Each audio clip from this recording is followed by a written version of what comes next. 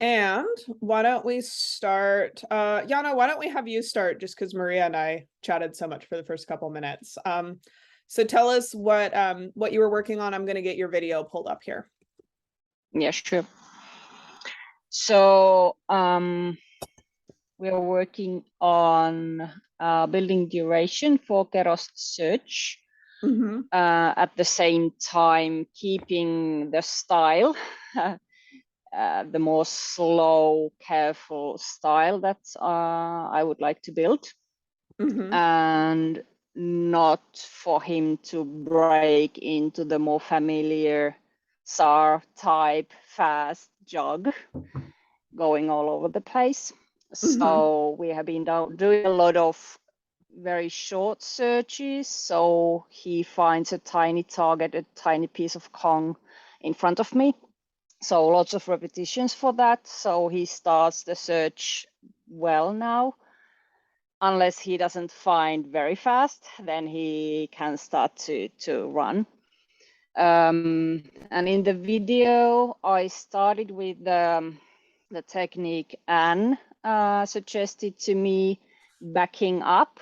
So I kind of start Kero and then I back slowly over the hide. So I get a bit of duration and he cannot find anything by racing or running far ahead. It didn't go as planned. I had another hide that I forgot I had. So he found that one, but okay. And then the second one is actually the one I tested where we are right now. So a little bit longer and actually kind of an area search, a tiny area search inside a fenced area in our front yard. And then the last one, a very short kind of, let's go back to finding in front of me quickly. So yeah, what I was happy about was how he anchored to me, and I was trying to very carefully kind of keep my direction where Kero is, so he doesn't make a find when he's running kind of somewhere else. And let's see what your comments are, what we could do next, or what you notice, or anything. Okay, yeah. Yeah, and one other thing, trying to keep the order threshold low, so small targets. That's the other thing. When he starts to go too fast, he does not find the small targets. So that's what I intend. So you can't find them if you race, but it's also a challenge for us because he so easily starts to speed up. Yeah. Oh, I like that idea a lot, though, of, making sure that if there's just not very much odor available, you're a lot less likely to be successful if you race. Yeah, and because he has such a huge reinforcement history for going fast and finding odor, I don't want to reinforce that anymore. So yeah. Okay. And it's 2 times the speed, so I got it shorter. Oh, great. Well, thank you for that. Yeah. He's not that fast. Yeah, well, that's good. All right. I see. Yeah, you can see the movement is a little odd. Yeah. Well, and I don't know if you did this intentionally or not, but the vegetation as a natural barrier is really lovely. I use a lot of barriers with him. Yeah. Because he runs a lot. So. And there he did not pick up the scent. He went over it. Okay. And then he came back and he will go over it again. He does not pick up the scent because it's small. The target is small. Gotcha.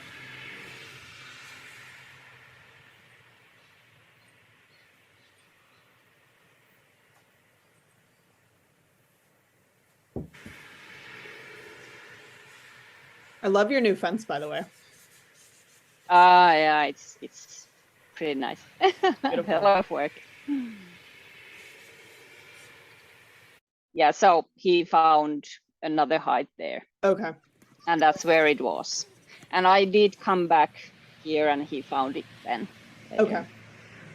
Okay, so this is our grand area search. Okay. Do you want us to watch both and then talk about them, or do one and then the other? What's easier for you? Whatever, anything is okay. Let's do the first one first.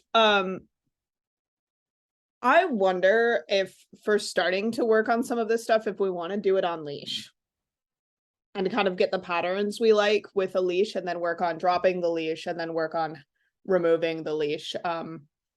I actually am really liking overall. He's got his nose low. He's not doing like big air scenting moves. It seems like he really genuinely missed it too. Like, so you said it's yeah, kind of that was a yeah. Yeah, you just walked over it. Yeah. Yeah. Yeah. Because I'm really actually liking his search behavior here. It looks pretty close to what you're intending. Would you say the same? Yes. Yeah, really nice detailing. His nose is really low. Yeah, and I use a lot of kind of fence-like structures with him because I talked about this with Anne a lot. Kero does not really like the long lead. He's really bothered by any gear, so it's kind of punishing for him. Okay, so. Yeah, let's avoid it then. I personally find long lines really punishing, so I understand. yeah, for us also. So. Yeah, I understand. I hate it. Especially the longer the long line. Like, it's one thing when it's like a 15, like 5 meters, but once I get into the really long ones, I have one that's like 8 or 9 meters long, and it's just a nightmare. Yeah, that's manageable still, but yes, I know what you mean. Yeah, I used to have one that was 50 feet, which I don't know what that is, like 40 meters or something. No. Yeah. Yeah, I don't know. It's too early for that much math, but yeah, because this is the only. But in this exercise, I think just what you said, we can see the style he has built over all those repetitions where he finds in front of me. He really tries to find by being quite careful, low nose and low speed. So yeah, and it looks like the wind is kind of coming at us. Is that right? Do you remember? Yeah, it's coming from at us. Yes. Okay. Exactly. So so where he and then he got the scent of the other hide down there. So yeah, that makes sense. Good dog. Yeah. Which is something then the only kind of handling thought I had for you is, let's see. So when you're here, I wonder if we had actually had you rotate a little bit, and if you walked back instead of straight back, but a little bit more towards these steps, that would actually kind of create the suction in the right direction to move him into the odor cone instead of over the hide. Because I think you were almost trying to walk him right over the hide, and then because he was a meter or two off, he ended up just completely out of the odor cone here. Does that make sense? Yeah. Yep. Now that you say it, yes. Yeah. Yeah, that was the only thing that I was really seeing here is I wonder if instead of moving kind of straight that way, if you had angled back towards camera more. Yeah, he passed the hide on the side of the wind. So yeah. Yeah, and then and it's nice. I mean, too, one of the only reasons we would really want, or one of the times we would want him to be able to range out like that is if he did genuinely catch odor. So which he did here. Exactly. So it's, as much as we don't want to continue reinforcing him for being that far out, it's also like, well, yeah, we actually do want to keep that behavior where if he's caught odor, he'll go and get it. Yes, and actually he was also, because I didn't remember there is a hide, even though he went there, he was very persistent. He was standing like, come here. And then he went again there. So I was very, very proud of him. The persistence of come here, there is something interesting here, why aren't you coming? So because Kero is so sensitive and kind of takes my lead very easily, so I really liked his his persistence. So no, that's cool. Not as intended, but I think good anyway. So Maria, do you have any questions about what she was doing here or why she made any of the decisions she made? I do have a question on, and maybe I missed reading this on the post, but I was wondering what your kind of final goal for him is, and then this is maybe like a secondary, more like of a philosophical question.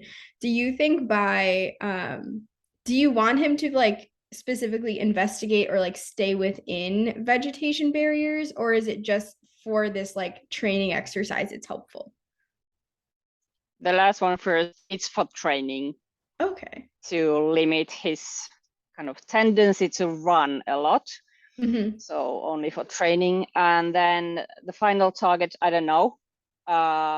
We have been planning on bats, like cool. tree roosts, things like that, or flying squirrel nests also on trees.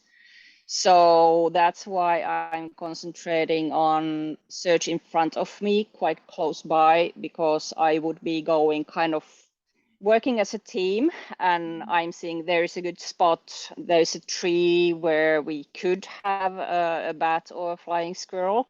Let's go and search this place. So I would like to not to kind of keep asking him and pointing search here and here and here, but more like we go together and he has the habit of coming in front of me when I move. So that's the kind of the idea. Cool. Oh, go ahead, Maria. I was just gonna say I never would have guessed, like, having read that you were like, oh, he runs around so much. I never would have guessed that having watched this video. So I think that's pretty cool you were able to accomplish that. Sorry to interrupt you, Kayla, though. No, it's okay. I was gonna say, I wonder if one other thing we want to consider starting, given that with both of your hopeful targets, we're going to be looking under or kind of around the base of trees.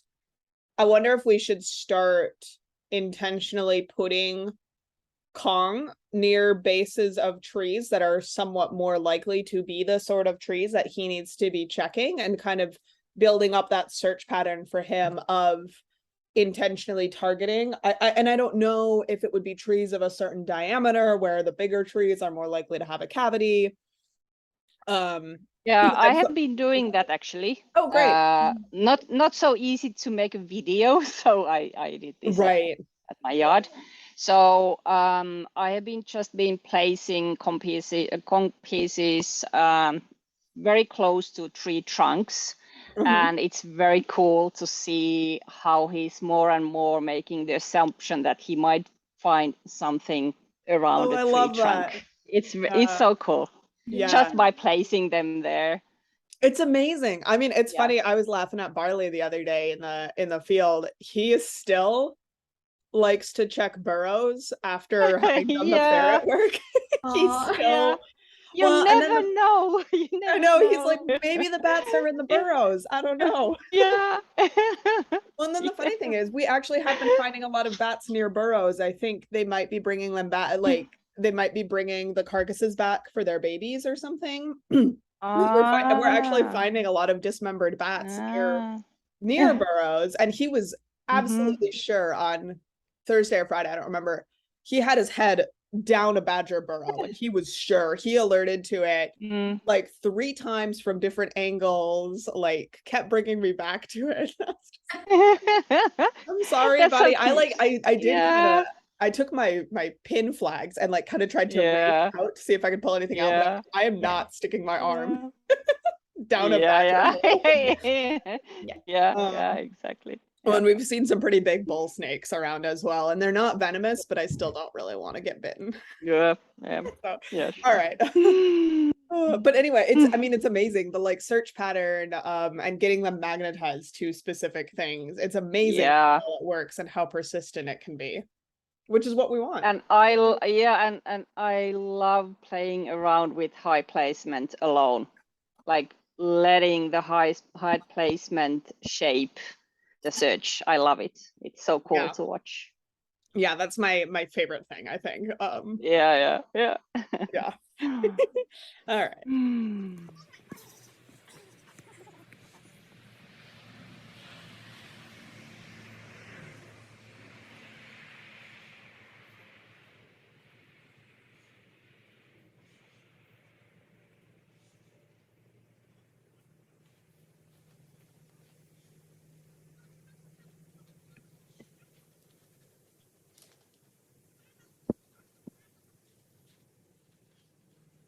I liked how he came with me very smoothly when I took those steps. So he's really reading your body direction very well.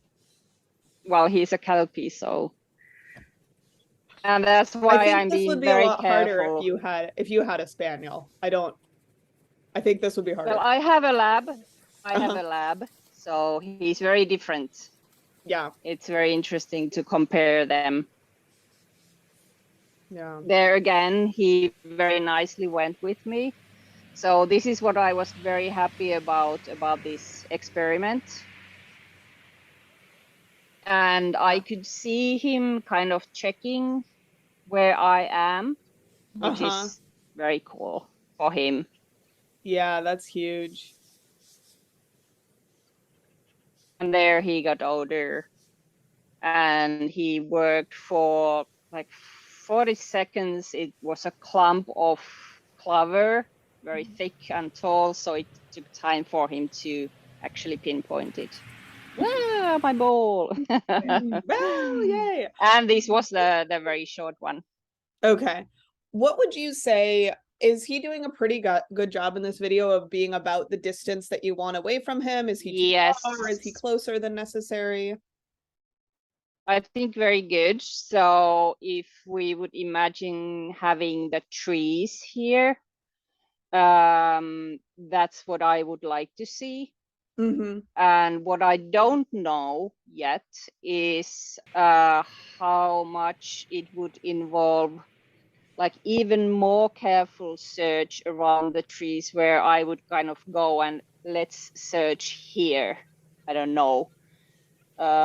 Yeah. So, but yes, I was happy about the distance he had and how he moved with me. But I am kind of worried about if I do this too much. I think he very easily could go back to running more, getting more speed.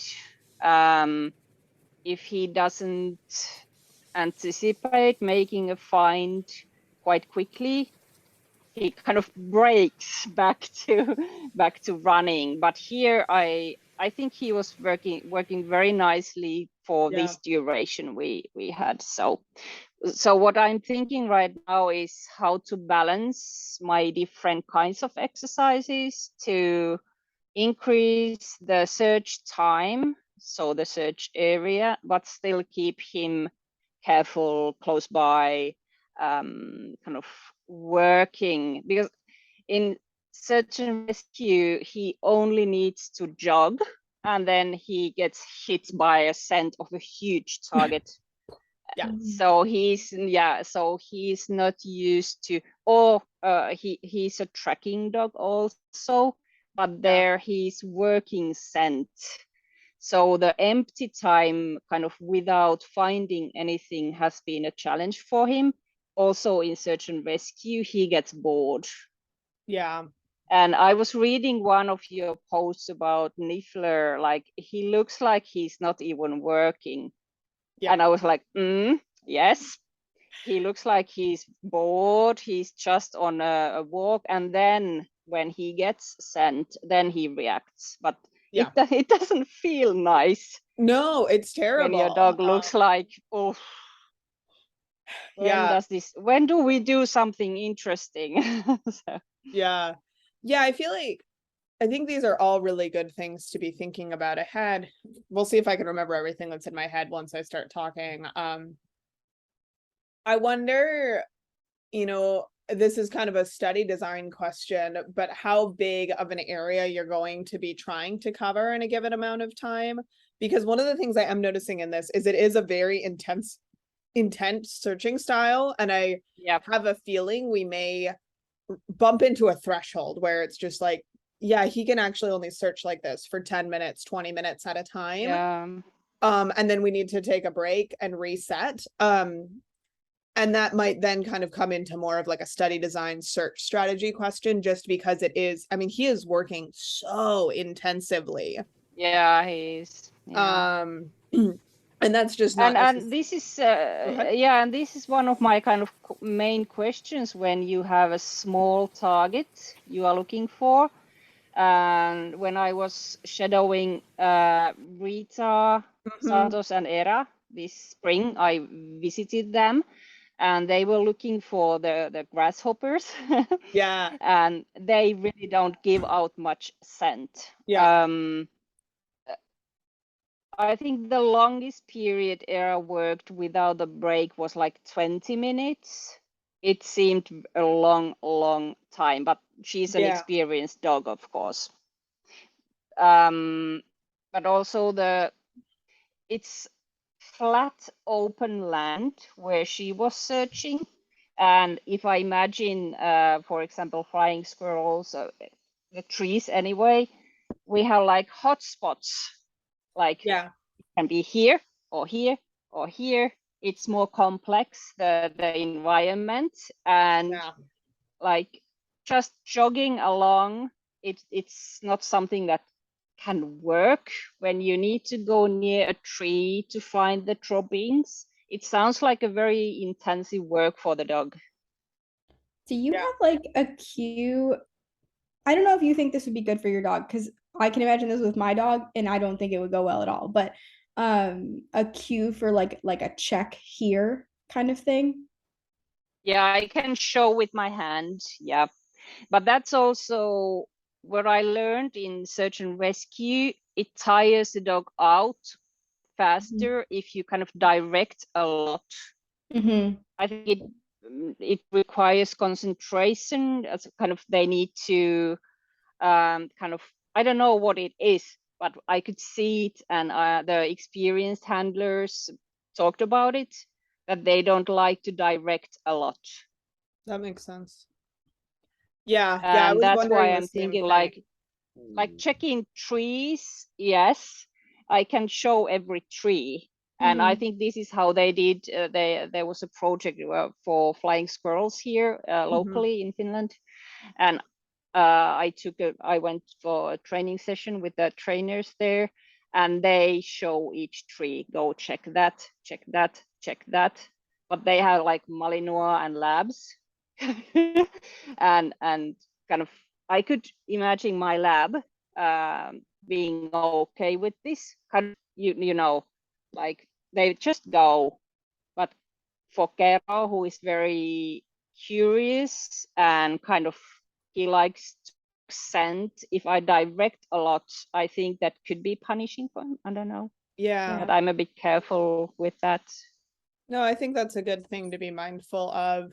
Yeah, I was thinking the same thing as far as having a check here cue is probably going to be helpful. And then do you have I use the cue too far to kind of reel the dog back in if they're out way past. Yeah, I do, and he responds very well. Yeah, it's kind of this way, and yeah, I use. It's funny. I feel like I know the difference between those two cues. To me, I wonder, I should test it and see if they actually produce different responses in my dogs. But yeah, so I think what I would see is probably a good thing to start tracking and experimenting with for this particular puzzle is start tracking exactly how long your sessions are. And see if you can kind of start edging up that time, but where he's able to work consistently. And I would try, I'm sure you're doing some of this already as much as you can, but try using other fenced in areas and other just so it's not like a thing that you do in the yard. And then as soon as you get out into the woods, he goes back to his normal behavior. But yeah, I would really start kind of keeping close track of the amount of time he's able to do it and kind of see if we can bump it up slowly, but again, kind of knowing that there may be a limit, just based on like attention. And would you continue with this intense search style? So like thinking, let's take a break every 10 minutes, if that's his limit, how long he can keep this very intensive search going, because the targets will be small? Or yeah, I think so for now. I think it would be interesting to see if and when he gets to the point where he's really magnetized to checking trees well, if that increases his endurance a little bit. But yeah, I guess we don't quite know yet. So yeah, I think the intensive style is okay for now. But then also kind of continuing to pattern him so that, say, if you had a big gap in between trees, he kind of knows that it's okay to go target that next tree. to the next tree. Exactly. Like you don't have to check every single blade of grass in between. Yeah. Blade of grass in between. Yeah. That would be kind of my. Yeah, and actually that brings to my mind parks, like parks with grass, where we have trees kind of further apart in the forest. They are close by.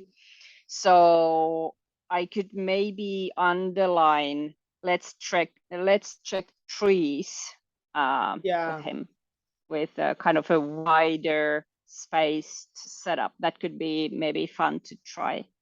Yeah, I think that could work really well. Yeah, I like that a lot. Yeah. Okay. Good idea. Yep. Let's see. Yeah, so the last one is what we have been doing a lot to build the style he's doing here.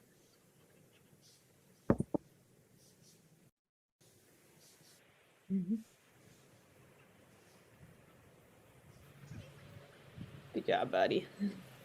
Is he just running with his ball? My ball. Yeah, with the ball. Yeah, he goes and then he lies down with the ball. That's very cute. Stares at he was me. chasing the ball, and I was like, "Oh my gosh, you've got an arm!" No, he takes it and runs away. Oh, buddy, stalks me. Yeah.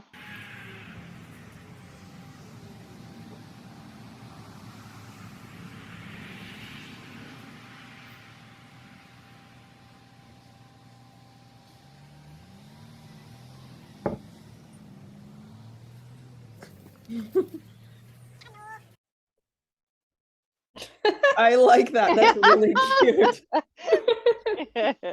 I've had to do the same thing. Niffler has a habit sometimes of lying down on top of the bats. He's supposed to lie down. Yeah, and it's so fun. Pause, he'll just lie down on top of them, so kind of pick him up. Yeah. So what can I do that is not punishing for him, but I can check? Yeah. And I started to pull him back, and it's a game. He tries to fight against me, like no. Well, and that actually, like, if you think about like the oppositional reflex as well, that exactly. Some enthusiasm and push for him, which is cool. Yeah. It's like, no, don't pull me away. Yeah, well, and it's so nice that he already has that really precise nose target, because I think for my dogs, a lot of times the problem is, again, like Niffler in particular, but Barley will do the same thing. They'll kind of lie down like vaguely in the, they're within less than a meter of the target, and probably quite a bit less than that even in most cases, but still sometimes it's like under their paw or under their chest, or it's, this far away off to the side. And Barley is pretty good about, like, if I kind of start looking and I clearly can't tell, he'll nose it for me. Yeah. But Niffler has not figured that out. So I love the precision work for, especially for something like this.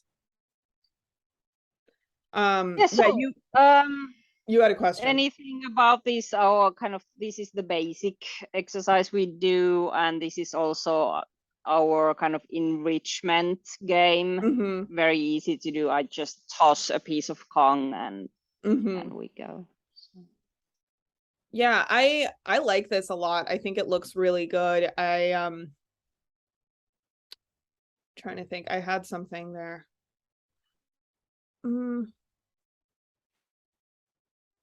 I'd be interested in continuing to kind of practice what you did a little bit of in the last video, where you were kind of walking sideways along the fence line. But I actually wonder, so say say the Kong was in the same place, but you started kind of down by this yellow flower down here and then walked him sideways. I think that would be a way to kind that's actually because I just realized I have a fence. so so we built the fence the last few weeks, so I have not realized yet the implications. So yeah, I could use it this way, because then he cannot run ahead. Yeah, exactly. That's true. Yep, that's a good idea. Yeah. Well, and actually with this fence, you could even get kind of interesting with putting it just on the other side of the fence. As another way to just make that odor cone even that much more difficult to find. Yeah, sure. The only thing I would think about a little bit with this game is potentially also having a backup cue of teaching him to move away if you really need in the field. If you really don't know where it is, sometimes it is nice to really be able to like fully move the dog away and check if it is just something really, really tiny. So I would I can it's also from the search and rescue. He knows that he comes off and sits, and then I can talk to the person I found, or he found, and so he can great. do that. I use hand targets for it. I don't do anything fancy, but I've found it helpful in a couple of cases. Again, actually, particularly with Barley, because he will try to pinpoint stuff for me. And sometimes his nose in the middle of where I'm trying to look, even though he's trying to help, is not actually ideal. Not helpful. Like, I need you to move because, well, and especially sometimes we're dealing with like little bits of hair that like he could get stuck to his nose and then it's gone, and then I don't know whether or not he was right. I know very small Kong pieces do the same.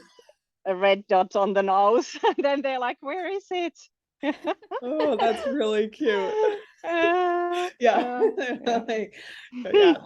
a donkey with a carrot on a stick. I have seen that happen. Okay, that's but awesome. Thanks. Very good points. Yeah, I like that a lot. All right. Well, yeah. Anything else, Maria, that you had come up watching Yana's stuff?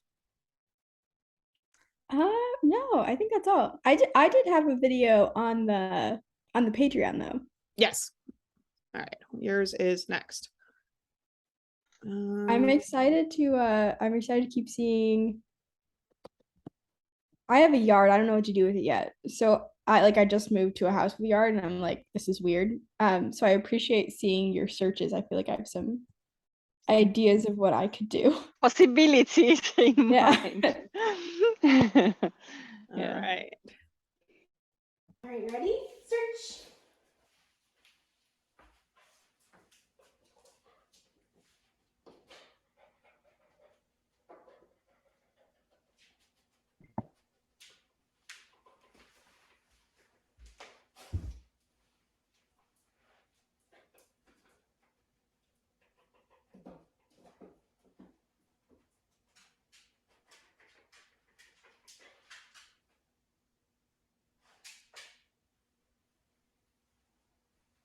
This is my first time in a while, like moving with him, which is what we talked about last time, Kayla. And he was like, why are you moving with me? That's interesting. Yeah, we're getting more of the like check-in obedience mode than we've seen from him for a while. Yeah, I think he might just have to get used to it. Yeah. Like, if this is like, I mean, it's not the first time, it's probably the third or fourth time. Sorry, he's off the screen. We're both That's off the okay. screen here. Where is it? This is my basement again, but from a different angle than the last video I had. Oh no, sorry. Where is the hide? Oh, there's two. There's one that he's about to find over here. Yes, good boy. Good job. And the other one is on the other side of the room, kind of by, Can you touch? sort of by the Cavalettis. Okay. Yeah, that kind of first corner he was in. No, but there was a hide there before, so I think that's what Okay. he was catching. It's sort of near the brown cardboard box. Okay. And my strategy was to kind of walk up and down the room, sort of Mm-hmm. back and forth, but I don't know how well that went. Like in here? Yeah, good Yeah. job. Yeah, I thought in here it actually looks to me like he had odor. Yeah, he definitely, so we were training 2 or 3 times Mhm. this morning, and this was the shortest video, so I picked that one. But the odor was where he just was before, probably Oh, 5 minutes Well, before that yeah, because point. I even was thinking like right here. I almost wonder if he caught this hide. Good boy. I don't know. And I'm not quite sure why he didn't go for it. What do you think? Here. Yeah, right here. Because he's really doing some nice detailing along the edge of that. There we go. Let's see. We're gonna.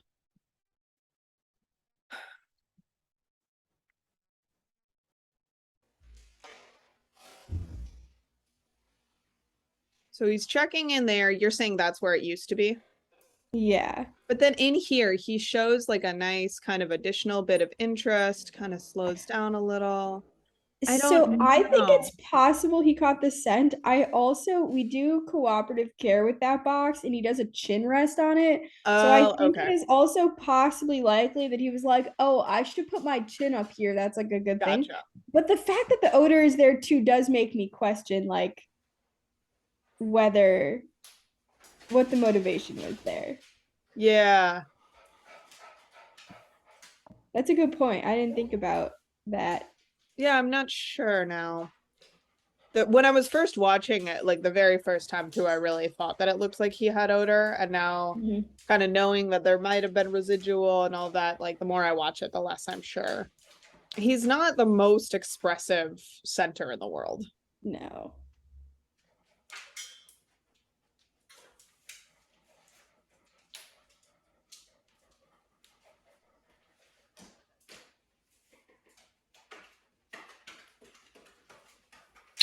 Yes, good boy. Good job. Nice. So I think just a couple kind of handling things I would be thinking about here. Particularly with this one, I felt like your click was like a half second early. Okay. I think you could have given him a little bit more time to think and hold. Okay. Yeah. And just be careful not to anticipate too much. Again, like this may or may not be all that important for him and his career, but for you and your handling. Yeah. I think we've been struggling with his duration. We've been working on his duration of nose touch at a distance. Although this is like probably maybe something for our personal call, but he's recently been like, oh, so the thing that I guess what I was clicking, it's so hard to see because he's so close to the ground. And I've been practicing me standing up and an alert far away because when I'm on the ground, he will do it. So I'm standing up, so I can't see anymore. And I guess that he started grabbing it with his mouth, which I didn't realize was happening until it was happening. Yeah. And now I have to get back to like the duration again because I'm trying to get him to not pick it up. I mean, if he does, I guess it doesn't really matter. But his alert has been there's been some stuff going on, I guess. Okay, So yeah. I was kind of like the second he did it, I was gonna be like, okay, please No, don't pick it up. that context makes it make all the sense in the world, and I think then it's the right choice to just be like, all right, we're trying to get the like sourcing without the mouthing. Like, yeah, let's grab it right away, and then we can always work on alerting separately. Like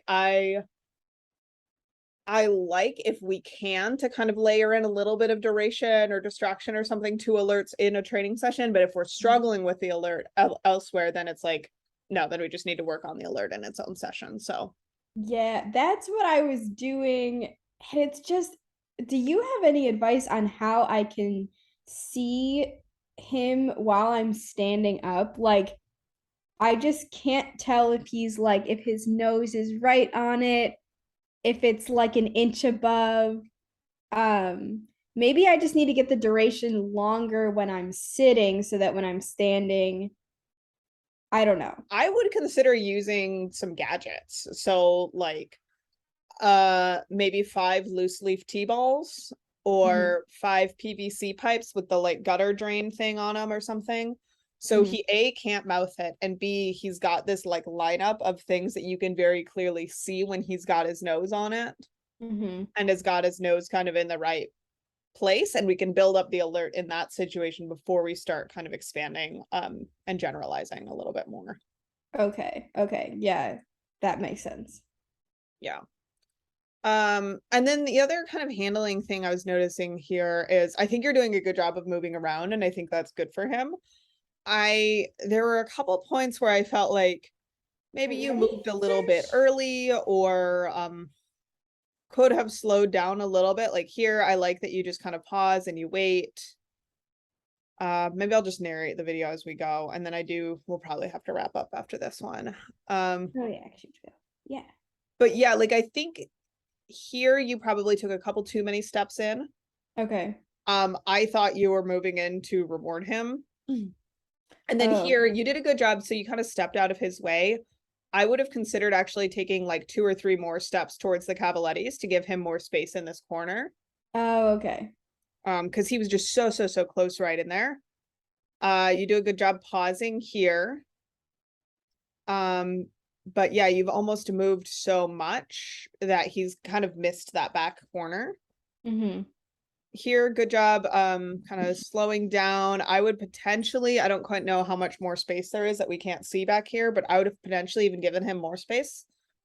Yeah, I Kind of let probably him should go have. There's in. not a ton of space.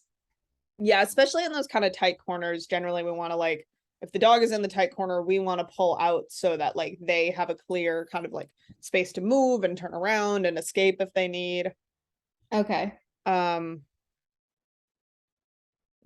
Yeah, I think overall your handling is pretty good, but there were just a couple places where I was like, "Ooh, I would have taken like an extra step or two this way or not taken quite so many steps." Yeah, and Okay. even for example here, like you do a good job, you're getting out of his way, but potentially I would have just taken a couple steps straight back towards that white box. Oh, okay. Yeah, right here. I would have just taken a couple steps back towards the white box to give him space in here.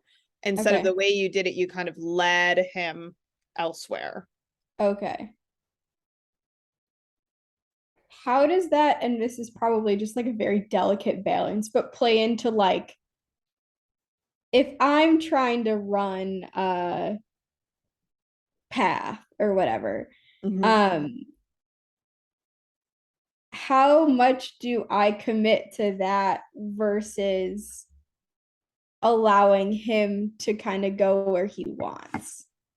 That's the $1 million question. I And feel free, I know you have 5 minutes, so if you need to be ready for your other thing, we could also yeah, I talk do about have to it go, time. but I'll answer this first. I think for a dog like him, we're working on building independence, so I would err on the side of allowing more independence versus for a dog like Kero, we're really trying to reel him in. So I think it's kind of all thinking about balance. And right now, Willie is so tuned into you that I think the more focus on transects you had or like a search strategy, then we're just moving more out of balance versus Kero is more the other way. And we're just Okay. kind of trying to get back towards more of a balance in between the two. Okay, cool. That makes sense. Yeah, like I think for my dogs, I kind of do the same thing where one dog, well, Niffler actually is pretty much perfect as far as how much ranginess and responsiveness I've got from him, which is amazing to say. Barley is way too far on the independent side for me right now, which is funny because that was absolutely a problem I had with him for like 3 years. And now like I can't get him to listen to me. He's ignoring my 2 fars. He's just like totally, he's like, screw you, mom, I've got it. I know what I'm doing. And the problem is he's right. So like with Barley, I think after this season, I'm gonna have to work on like rebalancing that, but it's also the sort of thing that is almost impossible to fix in the field. So we're just kind of we're gonna have to roll with senior it for the next 2 detection months. dog. He knows it. Yeah. One thing before we go, just before I noticed one thing, because we have had this with Gero, because he's very in tune with me, although we are now working on getting him closer. I needed to work on when I move. And I noticed it's about 30 seconds into your video, he stops and looks at you, and then you move. And this is something I really cannot do with Gero, because it's really reinforcing, at least for Gero, to ask and get a reaction from me. Just wanted to notice that because it's so familiar to me. So thank you. Yes, he will 100% do that. And I appreciate you noticing that. Yeah. Because I have think been it there. actually happens So, twice. So he looks, okay. you move. Yep. Oh. And that's so easy to do. Yeah, You want to do something when they stop and look at you. And then again here. That's when you So good catch. And I think you're totally right, especially for either herding dogs or dogs like Willie, who just, I mean, he adores you, and he's a toy dog, and in a lot of ways toy dogs' kind of emotional responsiveness to their owners is somewhat similar to how herding dogs are. So it's reinforcing to get that reaction. So just when he was so sorry, very independent. Yes. So he was very independent in the beginning, and then to move when he's independent. That's what I did a lot with Gero. Yeah. Good to know. Okay. I'm so sorry. I've got to go. Yes, have fun. Lovely. See you all soon. Thanks. Bye, everyone.